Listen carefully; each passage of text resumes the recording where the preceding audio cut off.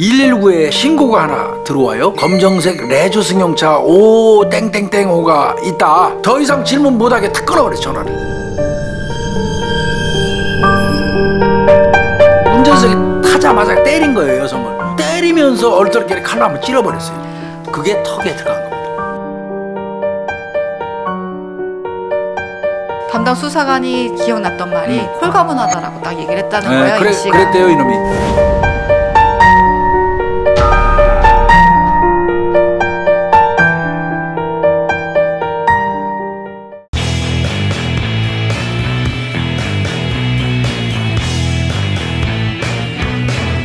석촌호수 살인사건은 2004년도 일어났어요. 2004년 1월 2일 금요일날 23시 20분경이에요. 119에 신고가 하나 들어와요. 네. 어떤 신고냐면 잠실 롯데백화점하고요 석촌호수 사이 길가에 검정색 레저 승용차 5 땡땡땡호가 있다.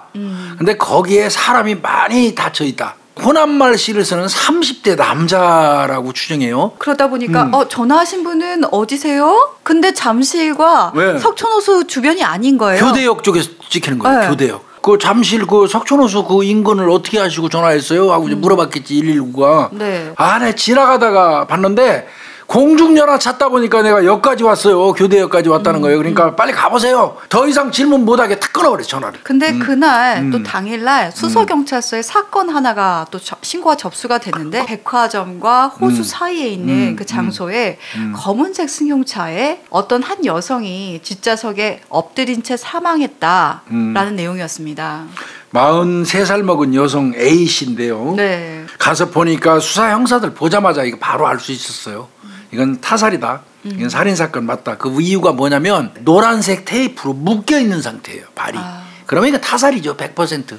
피가 묻어 있다 보니까 거기에 이제 찍힌 무늬들이 보일 거 아니에요. 족적. 신발에 그 빗살무늬 형태 이 족적이 얼굴에 피 묻은 얼굴에 찍혀 있다. 그럼 발로 밟았거나 누르고 있다는 뜻이에요. 네, 그렇죠. 네. 차 바닥은 완전히 핏자국으로 얼룩져 있었고요. 일단 지문 감식을 해봤더니 지문이 하나도 없어요. 그리고 차량은 피해자 소유로 돼 있고요.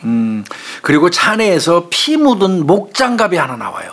사인 봤더니 이건 실혈사네요. 이 오른쪽 턱 밑에 3.5cm 정도 자창이 있어요. 흉기는 뭐 칼 종류로 과도 같은 걸로 추정이 되고요. 탐문 수사 과정에 이제 지인들 진술을 받아가지고 이제 알게 되는 거죠. 여성분이 그 화물 소개업을 한대요. 그 돈을 잘 버는 여성분이라고 그래요. 남편이 네네. 또 막 화물도 여러 채 가지고 여러 개 돼 가지고 또 사업하는 것 같고.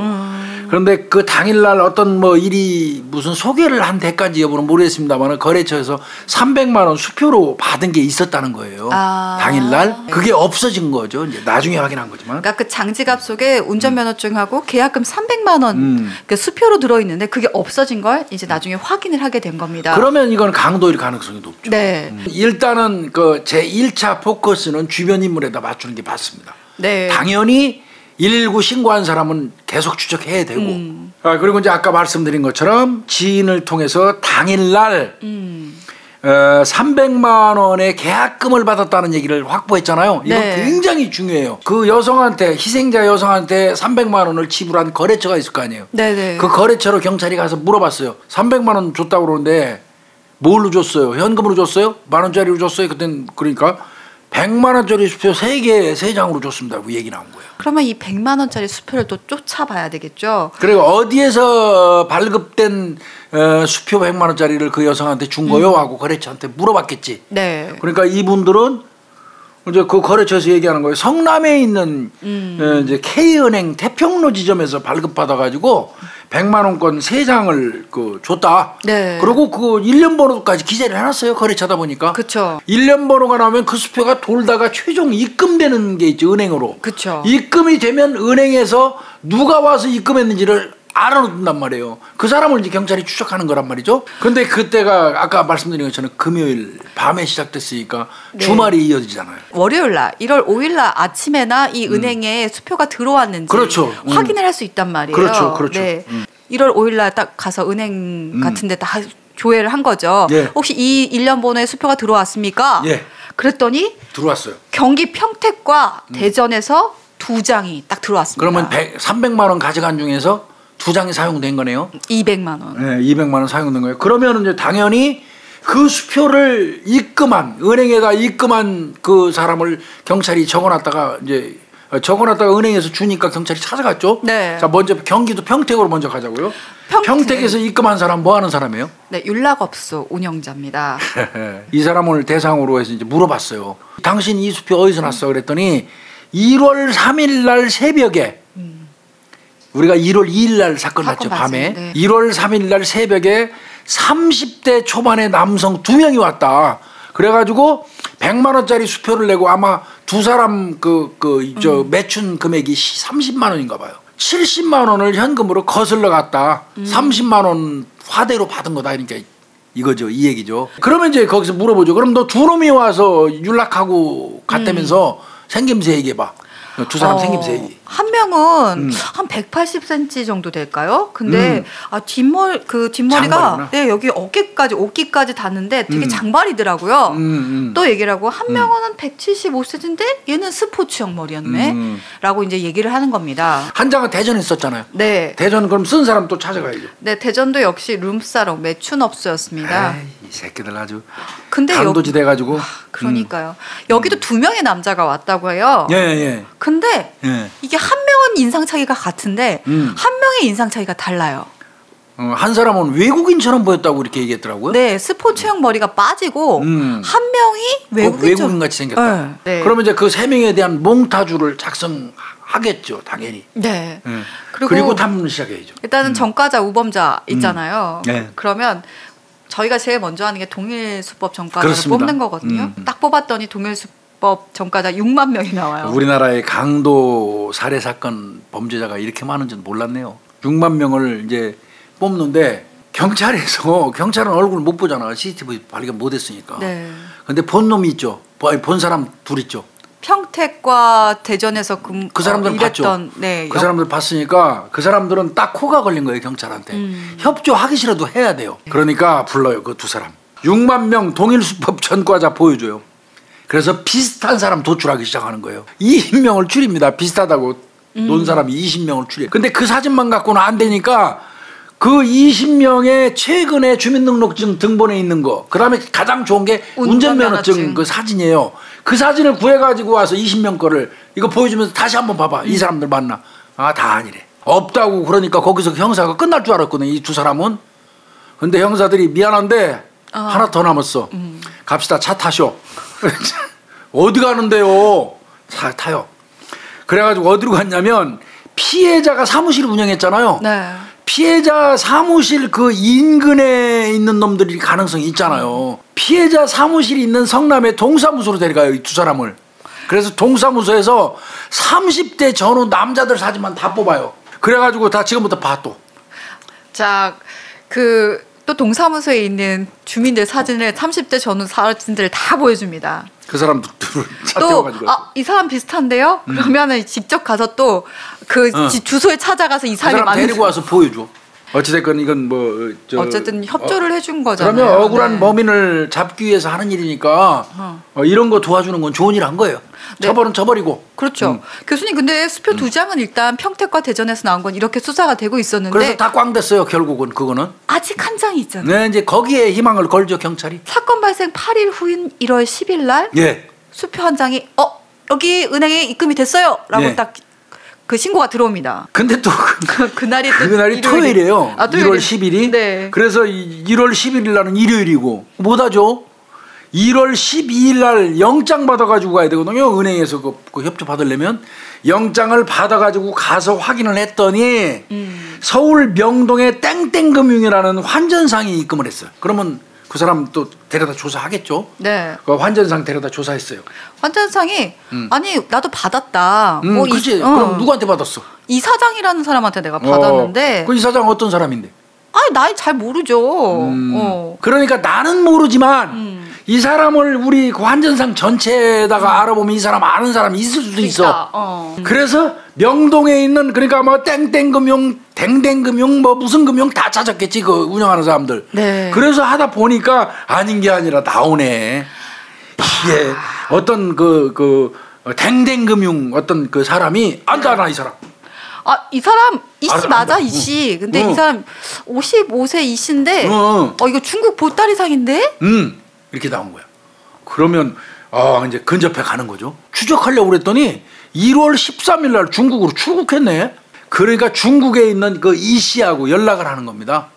그래서 그 수표 출처에 대해서 확인을 해요. 아니 그 수표 네가 우리 저 한국에서 쓴 수표 너 그거 어디서 나서 우리 바꾼 거야? 우리한테 준 거야? 그랬더니 이번에 이제 중국으로 나옵니다. 이 수표요 중국 신양에 있는 그 농산물 식료품 가게에서 받은 건데요. 그러면 너 그 수표는 그 100만 원짜리 수표 고액인데 어떤 경위로 네가 이거 그 수표를 받았어? 그랬더니 그 중국에 있다는 이 씨 말인즉슨 내가 애완견을 대량으로 살려고 그 식료품 가게에다가 미리 선불을 줬었어요. 선불을 주고 개 많이 나오면 내가 애완견 나한테 주시오 했는데 어느 날 그 중국에 있는 식료품 가게에서 요즘에 개 가격이 안 좋다. 나중에 사세요. 그러면서 내가 미리 선불 줬던 돈을 돌려줬다. 그 돌려지는 그 돈 속에 요번에 사용한 수표가 섞여 있었다. 요렇게 이 씨가 얘기를 한 거예요. 또 식료품 가게에다 물어봤더니 아니 그거 30대 초반에 어떤 조선족 남자가 와가지고 줬는데 내가 그래서 받았지. 아이 근데 누군지는 잘 모르겠는데 잠깐만요. 그 수표에 아마 이서가 돼 있을 텐데. 그때 이 뭐뭐라고 적었던 게 기억이 나요. 라고 합니다. 이 땡땡이라는 이름을 얘기했어요. 그건 이제 그러면 그 식료품 가게에 그 돈을 줬던 놈. 네. 그 줬던 놈이 이 땡땡이야. 네. 그 이 땡땡이면 이 땡땡이 경찰이 조회했겠지. 우리나라 경찰에서. 네. 조회를 딱 했더니 강도전과가 뽕 나오네. 강도전과 나오자마자 휴대폰 대통 사실 이제 확인해가지고 통화 내역 조회하는 겁니다. 네네. 에이, 그랬더니 이게 범행 이동 경로하고는 전혀 다릅니다. 휴대폰. 또 얼굴이 대충 나올 거 아니에요. 그럼 얼굴도 당연히 뽑았죠. 네. 인적사항이 나왔으니까. 그러니까 또 목격자들한테 그 업주들 그 평택 대전 업주들 그분들한테 보여주니까 아니래요. 그런데 경찰이 여기서 끝내면 경찰 아니지. 만나는 봐야지 경찰이 그래도. 명예 빌려줬을 수 있잖아. 네. 갔더니 또 이게 더럽게 힘드네 이 사람 찾기가. 이 사람 전국 떠돌아다니면서 건축 공사장 현장에서 일을 하는 사람이에요. 근데 진짜 만나봤는데 만났어요 이제 드디어 진짜 만났는데 범인 아니죠. 네. 관계없죠. 네. 그래도 거기서 또 포기하면 경찰 아니죠. 형사는 계속 그 새끼를 치면서 의문점을 이왕 간 사람한테 끝까지 꼬치꼬치 물어갖고 뭐라도 하나 건지는 게 형사예요. 자 그럼 당신은 아닌 거 맞아. 네. 근데 그러면 내친 김에 이거 녹음한 걸 한번 우리가 들려드릴 테니까 한번 들어보시오. 당신이 혹시 아는 목소리 아닌가. 들려줬더니 이 땡땡이가 뭐라고 그러냐면 내가 이거 광주교도소에서 수업 받을 때 감방 동기 김가 같은데 그러면서 이거 걔가 내 명의 도용했나? 그러면 형사가 눈이 번쩍 뜨이지. 그래요? 그렇죠. 걔 누구예요? 이름 대. 그래서 이제 그 찾으러 갔어요. 만났어요. 네. 휴대폰 번호 압수하고 이렇게 그 동선 파악해봤더니 전혀 관계 없어요. 그럼 거기서 이제 끝나면 또 형사 아니죠? 네. 이거 봐라. 자꾸 그 감방동기들 얘기를 하고 그 이땡땡이가 그런단 말이야. 그리고 분명한 건 이땡땡이 명의가 쓰여졌다는 게 사실이잖아. 중국에서. 그럼 이땡땡이가 어떤 형태로 연관이 있어 보이는 거예요. 형사는. 맞아요. 그래서 맞아요. 네가 저 119 목소리 해준 놈을 가서 확인해 보니까 아니야. 그거 말고 분명한 거는 당신 인적사항을 댔기 때문에 당신 인적사항 그 적어가지고 수표 썼기 때문에 당신하고 연관 있는 사람은 명백해. 그러니까 그 목소리 비슷한 사람 빼고 또 다른 사람 기억나는 사람 있나 없나 확인해봐. 다시 한번 생각해봐. 억지로 머리 짜봐. 이제 그런 거지. 제가요. 가만히 생각해 보니까 네, 한 명 있어요. 한 명 더 있죠. 얘도 광주교도소에서 만나는데 동기예요. 네. 동기생이에요. 동문 수학하신 분이에요. 네. 이게 정신데 신용불량자라서 나한테 핸드폰 개설 못한다 그랬거든요. 그래가지고 내가 그럼 너 내 명의 써라. 그래서 내가 명의 얘기한 적은 있어요. 확인해봤더니 아직 대구교도소에 수감 중이에요. 광주교도소에서 이제 또 대구교도소로 갔네. 대구교도소 가서 이제 정씨 만났어요. 정씨 만나갖고 너 명의 빌렸어? 이 땡땡이한테? 그러니까 빌렸대. 그래서 너 빌려서 어떻게 사용했어? 그랬더니 내 휴대폰 계산할 때 쓰고 그리고 내가 그 명의를 또 내 누구한테 빌려준 적이 있는데요. 아니 남의 명의를 왜 다? 이 새끼들 웃기는 놈들이 동기생들이 특수성입니다. 그 학교 막 빌려줘요 명의. 그것도 네. 그게 간방동기 이 씨예요. 네. 그 간방동기 이 씨한테 원래 명의 빌려준 이 씨 그 주민등록 남바를 알려줬다는 거예요. 그러면 그 이 씨라는 놈 그거 또 만나야지 이제. 나 진짜 되게 웃긴다. 이게 이 씨한테서 이 씨, 김 씨, 정 씨, 뭐 다시 이 씨. 또 당연히 이 씨는 이제 조회하겠죠 경찰이. 네. 조회했어요. 뭐 나오죠? 아이고 절도에다가요 작물 알선된 전과 10범이고요. 수재네요. 네. 그 학교 출신이고 수재. 그리고 이제 사진이 또 있으니까 사진을 딱 보여줍니다 목격자들한테. 또 그분들 또 데려가서 보여줬겠죠. 예 맞아요. 예. 이 사람은 좀 유사해요. 맞아. 이 사람인 것 같은데 딱 이런 거예요. 그래서 직업을 알아보니까 중국으로 왔다 갔다 하는 보따리상입니다. 그리고 저 환전할 때도 네. 그 환전상들한테 물어봤을 때 보따리상이라고 얘기 들었었잖아. 네. 드디어 한 놈 찾은 겁니다. 드디어 한 놈 찾았어요. 그러면 이놈이 진짜 이제 범인인지 여부는 뭐 당연하지. 그 휴대폰 통화 내역 발췌해보기 알죠. 그 시기에 네. 어디서 전화 썼는지 나오니까. 근데 진짜 의심스럽습니다. 1월 1일 날 오전인데요. 그 피해자 사무실이 있던 성남. 그러면 거기 있었네. 1월 1일 날 사건 전날. 1월 2일 날 사건 날에는 방이동 그 잠실이잖아요. 네. 그 옆에요. 네. 딱 뜹니다. 그 다음에 얘가 평택으로 넘어갑니다. 그렇죠. 평택 대전 뜨면 게임 끝난 거야. 그리고 나 또 대전 갑니다. 그러면 이거 100% 이놈 맞죠. 그 새끼 잡으려고 그랬더니 1월 3일 날 인천에서 중국으로 출국했네. 근데 진짜 형사분들이 저는 되게 잘했다고 생각했던 바보 아니지 또 형사들이 여기서 멋지죠. 네. 착안을 했던 게 보따리상이다. 그리고 중국에서 한국 왔다 갔다 하는 사람이면 분명히 차량을 이용하죠. 네. 이용하는데 왜 이용하냐면 중국에서 저 수입 의료 보따리를 가지고 저 인천항에 배 탄단 말이에요. 네. 들어오면 당연히 차 가지고 와서 실을 거 아니에요. 그쵸. 이거 차 이용할 거라는 건 100%야. 그쵸. 그럼 이 자식이 중국 나가면서 차를 어딘가 세워놨을 거야. 그래서 그거를 이제 경찰이 또 착안해가지고 그 이 씨 이가의 본인 차는 없어요. 아버지 차가 나와요. 가족 것도 전부 다 차량 소유 현황을 경찰이 뽑거든요. 그렇죠. 아버지 차 남바를 알고 흰색 옵티마를 아버지가 갖고 있더라는 거예요. 이가에. 항구 주변에 옵티마 아버지 차 남바 다른 놈이 드나드는지를 확인했더니 골목길에 딱 세워져 있는 게 보이네. 네.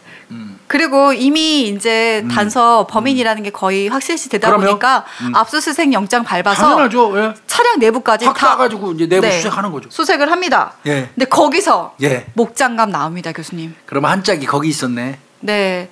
그리고 왜 운전면허증 피해자 운전면허증이 사라졌잖아요. 근데 여기에 꺾여진 운전면허증 반토막 이렇게 접어놨나 봐. 피해자 운전면허증이 이 차에서 발견됩니다. 근데 또 이때 경찰이 어떻게 생각을 했냐면 이 살인 사건은 차 안에서 이가 혼자서 벌일 수 있는 범행이 아니야. 네. 이건 공범이 있어 보여. 왜냐하면 일단 발목에 테이프를 감아놓고 막 이렇게 한 내용으로 봐서는 공범이 있어 보인단 말이에요. 경찰이. 동행자가 있을 거라고 판단을 해가지고 확인을 했어요. 아니나 다를까 있습니다. 24살의 강 씨. 예. 얘랑 같이 나갔어요. 그러면 이 둘은 무슨 관계인가 하고 이제 관계를 또 경찰이 확인을 했겠지. 그랬더니 그 이가의 고등학교 후배네.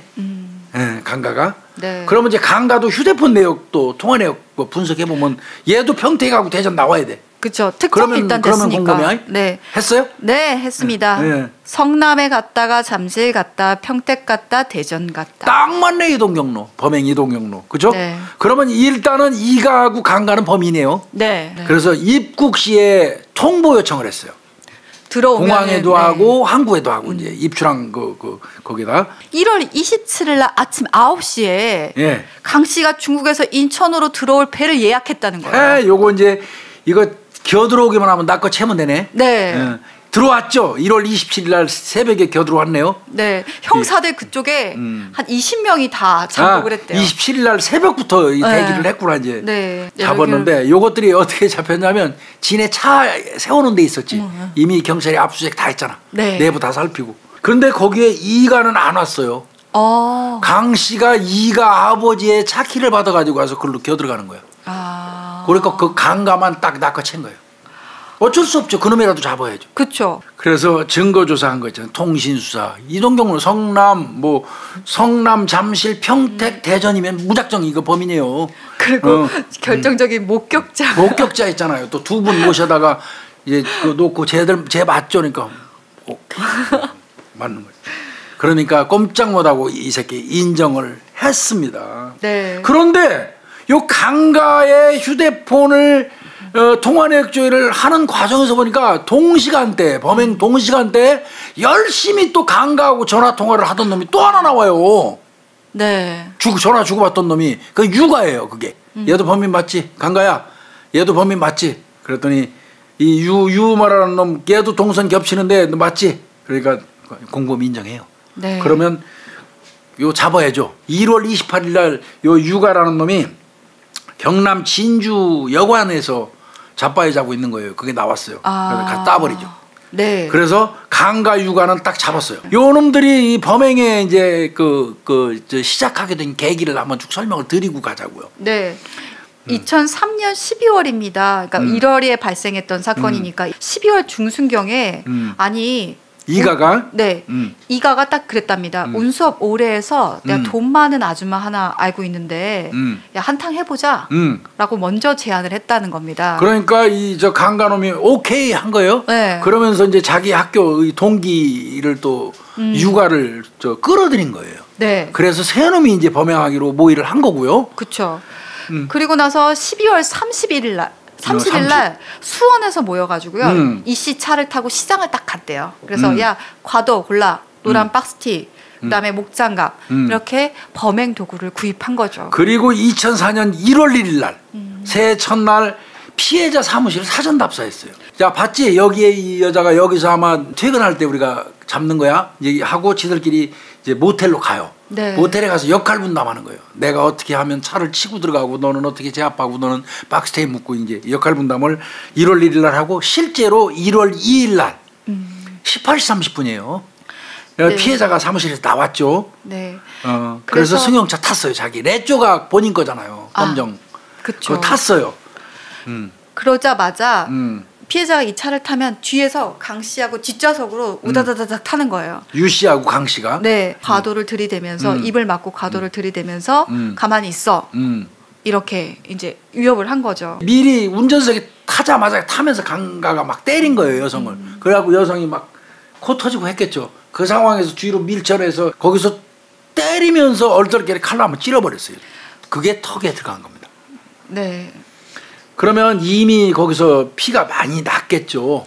그래도 금방 사망한 거 아니고 피해자가 반항하니까 아까 얼굴에 빗살무늬 족적 있었죠. 핏자국과 더불어서 그 여성의 부위를 발로 밟고 있었던 겁니다. 강 씨는 운전을 하고 있고요. 유 씨는 뒷좌석에서 피해자를 제압하고 있고요. 이 씨는 다른 차에서 타면서 지차로 이제 뒤따라가는 거예요. 네, 뒤따르고 있었던 거예요. 근데 사실은 이 사건의 주범은 이가거든요. 먼저 제안을 하고 먼저 계획을 했으니까. 실행해 있는 놈인데 네. 실제로 여성을 납치하고 폭력을 행사할 때 이가는 그 차에 없었던 거죠. 네. 결국 인적이 드문 그 성남 복정동 공사장 앞에서 거기까지 가가지고 발로 누르고 있던 피해자 테이프로 양 발목을 묶어요. 네. 그리고 난 다음에 밤 9시경에 카드 로 현금 인출을 시도하는데 이때 비밀번호를 몰라가지고 실패했어요. 근데 비밀번호를 왜 몰랐냐면 이 여성이 의식을 잃어버렸어요. 과다 출혈 현상이 왔고 의식을 잃은 거예요.